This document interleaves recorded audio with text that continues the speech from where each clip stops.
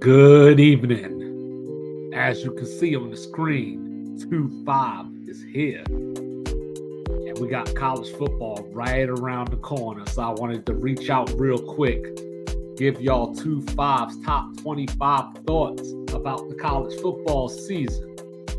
So, Sports Reports is ordered. Coming at you tomorrow. Going to preview the AFC West. And going to talk about some coaches in the NFL that might be on the hot seat. Check all the info at the bottom of your screen. Like, review, subscribe. We're wherever you get your podcasts.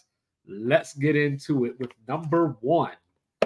Georgia, the two-time reigning, defending national champions. Can they do it for a third year in a row? I don't think so, but that's more because of probability than actually anything happening on or off the field. Now, with that being said, their schedule definitely sets up for a run. They go to Knoxville to play against the Vols.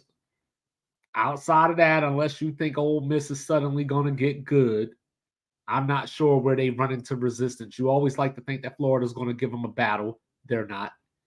Unless Carson Beck isn't what they tell us he is. So I have them losing in the SEC championship game to LSU. More on that later. Number two, USC. Man, their schedule hurts. So they play their first three games, finishing up with Stanford in that third game. Then they go on a bye early in September, mid-September. So then they don't have a bye the rest of the season. But they go to South Bend. They play Utah, and then they close out with Washington at Autzen against the Ducks and against the Powder Blue Bears across the town. So that's going to be a tough finish for them. So I'm thinking at least two losses. We'll see. But I think that they could be a top 10 to 6-ish team. But the schedule ain't going to tell us that, like SEC problems, blame it on the schedule. Number three, Bama. Quarterback issues. We saw Milroe last year, and it didn't look good. He had the Dante Culpepper hands, fumbling. He didn't play good against A&M. He didn't play good in Knoxville. But the good news for Alabama is that all their tough games are at home this year. LSU, Tennessee. Well, I guess I take that back. A&M is on the road. But, so Bama is going to have a pretty good schedule to set them up. They got Texas at home. We'll see what happens. Everybody's saying that the new quarterback, Buckner, may end up being the starter because of his familiarity with Tommy Rees's offense from Notre Dame. But 2-5 says there's only one problem with that. He may know the playbook, but he was out all last season. So, as smart as he may be, have the IQ, can he make the plays with his arm? Can he do it against live action?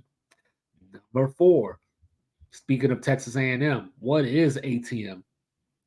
They got a schedule this year, playing Miami, playing Tennessee, Bama at home. Of course, they got LSU in division.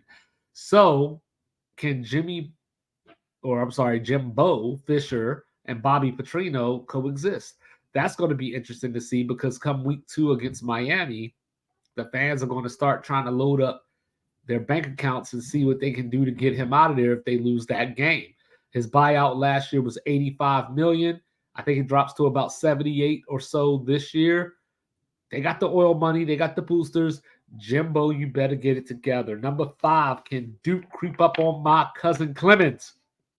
First game of the season, Cade Klubnik left a lot to be desired in South Bend last year. Didn't look so great in the bowl game against Tennessee. Obviously, he was a freshman. It was his first action. So you don't want to judge him per se. But that's all we got to go off of right now. So you can have all the talent in the world, but we got to see you do it. And for a team that has to play FSU before the end of September, they better keep their eyes open because Coach Mike Elko, former defensive coordinator for Jimbo Fisher at A&M, could bring something. I'm not saying Duke's going to win, but as they say on College Game Day, closer than the experts think. Number 6, don't count TCU out just yet. That does not mean, I repeat, that does not mean, disclaimer, that does not mean that TCU is going back to the national title game. It does not mean that they're going back to the playoff, but I can still see them winning 9 games. Chandler Moore's Chad's son taking over. Remember, he beat out Max Duggan last year before the injury. Only problem is Garrett Riley, offensive coordinator, is now at Clemson. So Kendall Browse isn't a bad fallback plan, but isn't enough for TCU to keep up the momentum from last year. Number 7 was Bo Nix, a product of the Pac-12 defenses. We saw him get smacked around the SEC. It just means more when he had to play Georgia and Bama every year. He couldn't get it done. Last year, he was a Heisman candidate up in Oregon, got outplayed by Michael Penix, or else he would have been in New York City. So we'll see what happens with Oregon this year. They add USC to the schedule. They go to Seattle. It's going to be interesting for me to see. And oh, by the way, they lost to the Beavers last year too. Let us not forget. Number 8, will Utah be too beat up after their week 1 matchup with Florida and then get smacked up in Waco? Now, last I checked, they're going to Baylor for a noon kickoff. So noon Eastern being 11 o'clock here in the great state of Texas, the Lone Star. Are they going to be too physically beat up for that turnaround? Luckily for them, the Florida game is at home. We don't know just quite yet if Cam Rising is going to play or not. I think they should be able to handle Florida either way. But can they get out of Waco with a win? They still got USC later in the schedule who's going to be looking for revenge. So Utah could literally be 8-4 this year, and it would not shock me.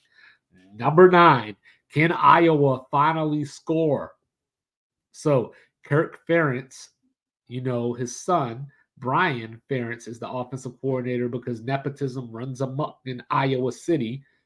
And if they score 300 points this season, there are some incentives in the contract for Brian. They picked up Cade McNamara from Michigan, so I expect them to be good. I expect them to finish second in the West to Wisconsin. We'll get to that as well. But I think Iowa will hit 300 points. They remind me a lot of the Denver Broncos last year. We talked about the Broncos. If they averaged this and averaged that, they would have been a playoff team. If Iowa could consistently score 21 to 24 points, they're making the Big Ten title game this year. If not, probably staring down the barrel of 7-5.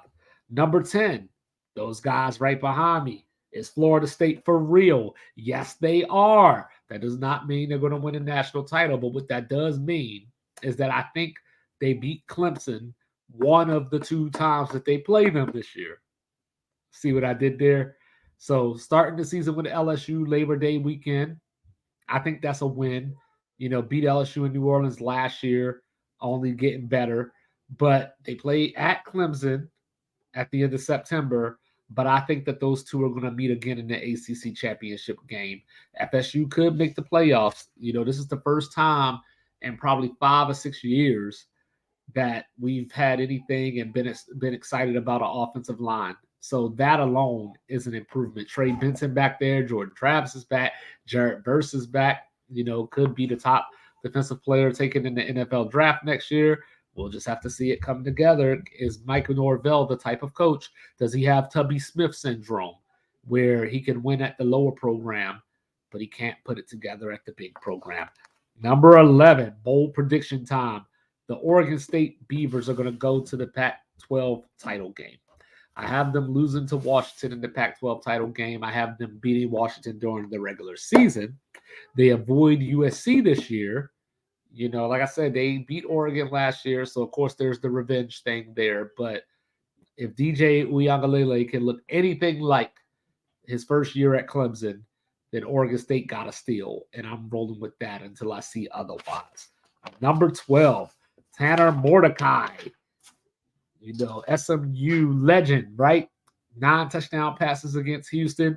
It was probably more like 14, and I think everybody just stopped counting because it was ridiculous.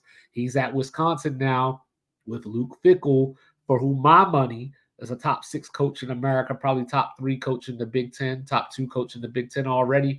They got Phil Longo from UNC, who was the offensive coordinator that help Drake May get onto the scene. So I got Wisconsin winning the West, so we'll see. And bold prediction number 2, Wisconsin's going to beat Ohio State this year. And of course, you got Luke Fickell, formerly of Ohio State, former interim coach. So don't think that game means nothing to him. Number 13, last year was really cute up in Knoxville. Josh Heupel came in from Central Florida. He made Hendon Hooker into a Heisman candidate. That offense is tough to stop. It looks like the old Art Briles Baylor offenses. Can they go into Tuscaloosa this year? Bold prediction number 2. They beat Georgia this year in Knoxville. But Tennessee is the type of team that could slip up somewhere, because as bad as people talk about USC's defense, Tennessee's was just as bad. We just don't talk about it because people don't want to badmouth the SEC. Number 14, how many games will it take for Notre Dame fans to call for Marcus Freeman's head on a platter? Why do I say that? They brought in Sam Hartman from Wake Forest, probably the best quarterback in Wake Forest history, one of the best quarterbacks in ACC history. It should go well. Notre Dame's lines are tough. The defense is good. But I look at that schedule. They go to Clemson. They got the Buckeyes coming in. They start with Navy. And don't forget, last year in my hometown of Baltimore, Maryland, down at M&T Bank Stadium, Notre Dame went up 35-13 on Navy, held on for a 3-point win, and didn't score a point in the second half. They lost to Stanford last year. They lost to Marshall last year. So all I'm saying is you can lose to Clemson. You can lose to Ohio State. You can lose to USC. Those better be the only games you lose, because if you lose any other game outside of those 3, poor besito. All right, number 15. Who lets Michigan get away with this line of scheduling? Check this out. East Carolina, UNLV, Bowling Green, and Rutgers to start the season. And then as far as I'm concerned, they're on bye until October 21st, and that's when they go to East Lansing to play Sparty. But even then, they should probably beat Sparty. So realistically, we're probably looking at a 2-game season between the Nittany Lions and the Buckeyes. One of those 2 teams can beat Michigan. If not, and even if they do, Michigan's probably in the playoffs, because I don't know if both of them can beat them. So there's that. Number 16. Did you forget? Because a lot of people forgot. Y'all must have forgot who won the Big 12 last year. That would be the Kansas State Wildcats. And I'm picking them to win it again. I know everybody's in love with Texas. Everybody's in love with Oklahoma. And I know they got all the recruits. They got all the 5 stars. But you got to coach them up. You got to coach them up. So, and look out for K-State's offensive coordinator in the offseason, getting some head coach consideration. Number 17, it was 1939. The last time Tulane finished 2 seasons in a row ranked. Now, I said finished. We're at the start of the season. They haven't got there yet. And oh, by the way, Tulane was also an SEC member at the time that happened. But now they're on notice because they got the back-to-back CUSA champion UTSA Roadrunners coming to their conference. So I don't know if they're going to finish ranked 2 years in a row, even though quarterback Michael Pratt is a stud. You know what I mean? Their running back is Don Spears. So I'm not sure how I quite feel about Tulane right now. Maybe I'll change as the season gets started, but as of right now, I'm not banking on it. Number 18, will anybody else from the ACC get ranked? Will it be Miami? Could NC State do it with Brennan Armstrong coming in from Virginia? I got another team in mind that I'm going to tell you in a few thoughts down the road. But could one of those 2 teams do something? Can Miami beat A&M? Can Miami use their talent? Mario Cristobal is a real close to the vest conservative type coach. Ask Oregon fans why they were not upset that he's gone, even though the way he recruits. So there's a reason for that. Can Miami come back this year? They're just like Notre Dame, Texas. Every single year, we think this is the year. They played for the ACC title once since joining the conference in 2004. Remember the All Canes Conference? Not over here, homeboy. Now, NC State, They've been known to clip Florida State a time or two. If they do it again, obviously that'll lead potentially to them being ranked. They were pretty good last year until Devin Leary got hurt, but now he's at Kentucky. So we're going to have to see. But Dave Doring is an underrated coach who I'm surprised hasn't got a Midwestern job just yet. I didn't say Northwestern.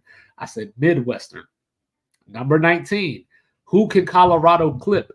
We want to see Coach Prime do well. I want to see Coach Prime do well. I want the drama. I want the fuckery and craziness. But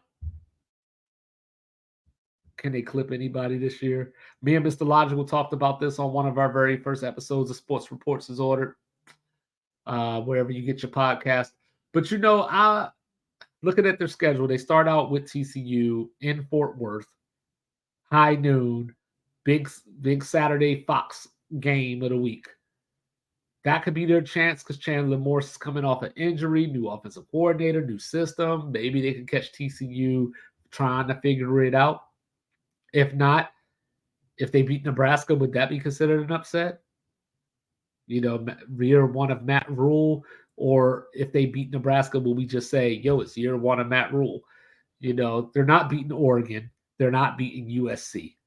So maybe they catch Oregon State if DJ, isn't what I think he's going to be. Maybe they can catch Utah just off a style of play and, catching Utah coming out of a tough schedule. I don't know, but I'm interested to see it, and I'm here for it. Must-see TV, Colorado Buffaloes. They can end up being the most watched 2-10 team in history. Number 20, can Texas do the unthinkable? What is the unthinkable? It is not winning the Big 12 because we've seen them do it before. It is not winning the national title because we saw them do it before. Can they waltz into Tuscaloosa and walk out victorious? Last year in Austin, they were about a hair short of beating Alabama, and that was Alabama with Bryce Young coming off of a Heisman. Is their defense improved enough to get timely stops? Because if you remember, he drove the ball down with about 2 minutes to win that game. No Bijan Robinson. They still have the receivers intact, but I do like this running back, CJ Baxter. He's just a freshman. Will the lights be too big? I think they can beat Bama. I don't think they will beat Bama, but can they do it? Can they do it? Number 21, teams that are not in the top 25 today that I think will be at the end of the year. Louisville, why? That's the other team I was talking about a few questions ago that I was going to hold on to because of their schedule. They got Brian Brown back home, new head coach coming in from Purdue. They got Jack Plummer coming in from Cal as the quarterback. They got no Clemson, no Florida State on the schedule because remember the ACC got rid of divisions this year. So there is no Atlantic division for them to have to navigate through. So they don't have to play Florida State or Clemson. They still have to play Miami. They still have to play NC State. They still have to play Notre Dame, even though it's not a conference game. Notre Dame has their 5-game ACC deal. So, 9-3, I think, can get them ranked. They just got to not stumble against Kentucky. Obviously, don't trip up against Indiana or get got by Georgia Tech in the Georgia Dome. So, I think Louisville's going to end up ranked. South Alabama out of the Sun Belt, I think is going to beat Tulane, and I think they're going to turn around and beat Oklahoma State as well en route to a 10-2 at worst possible undefeated season, possible New Year's 6 berth. We'll see. I'm not predicting the New Year's 6, but I am predicting that they'll be ranked in the top 25. This which brings me to who is not or who is in the top 25 right now that won't be at the end of the year. North Carolina. Love Drake May, new offensive coordinator coming in. Mac Brown's just another year older. But without the ageism, just looking at North Carolina the last couple of years, they tend to peak early and then taper off at the end of the year. So I have no reason to not expect that to happen again. Oklahoma, top 8 recruiting classes the last 2 years, top 8 in the portal the last 2 years. I don't like the coach. Brent Venables, great defensive coordinator. I think he falls into that coordinator, but not necessarily a great head coach lane.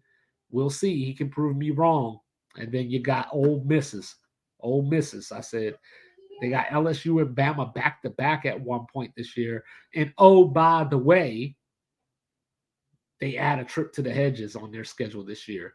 Because this was the SEC thing that I get into it with these people about. Because, you might talk to somebody that's an SEC fan and they say, we're in the SEC. And I'm like, yeah, but you don't play Bama, Georgia, LSU, Florida. You don't play all of them every year. And Ole Miss is saying, hey, we got LSU, Bama, and Georgia. And I'm like, you know what? That's good enough for me. You ain't going to be ranked. All right. Number 23, can Penn State beat either one of the big two? The big two being the poisonous nuts from Columbus or the Weasels, meat chicken up in Ann Arbor. Can they do it? I would say they're probably more likely to beat Ohio State than they are Michigan. I'm not sure they beat either one. I'm almost positive it won't be Michigan just for the fact that Michigan ran for 418 yards against them last year. So you got to tackle them before you could try to beat them. At least they had a lead on Ohio State last year. It was at home, though, so they got to go to Columbus. That's going to be the tough part. But I think Ohio State is more likely than Michigan. Last year, Penn State finished the regular season 10-2, only 2 losses. Ohio State and Michigan, they were ranked in the top 10. I think we could see the same thing again this year, even though they upgraded at quarterback. No experience. I love their running game. I love their defense. Penn State, I put it like this.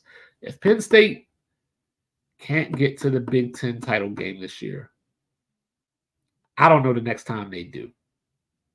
Number 24, Power 5 champions. So, Big Ten, I got Michigan over Wisconsin. SEC, LSU over Georgia. ACC, FSU over Clemson. Pac-12, Washington over Oregon State. And then in the Big 12, I got K-State over Texas. So that's it. Then your finally number 25, non-Power 5 champions, because I got to give them some love too. So I got UTSA in the American. I got Toledo over Ohio in the MAC. South Alabama in the Sun Belt. I got Boise in the Mountain West, and I got my Hilltoppers of Western Kentucky winning the Conference USA, even though I'm a little nervous about Liberty with Jamey Chadwell coming in there. I think we have to wait a year, though. So I think Western Kentucky wins it this year. I think next year, once Chadwell gets some recruits in there, gets a little longer to get in the portal and everything, Liberty's going to run all over that CUSA. Don't be surprised if Liberty ends up in a new revamped ACC once Florida State and Clemson get up out of there. SMU could end up there as well. Those are my top 25 thoughts about the top 25 in college football this season. Thank you for spending a few minutes with me. Like, review, subscribe, share. Got all the info on the screen here on your ticker. We are everywhere that you get your podcasts. And of course, you can see this pretty face on YouTube. 25 out.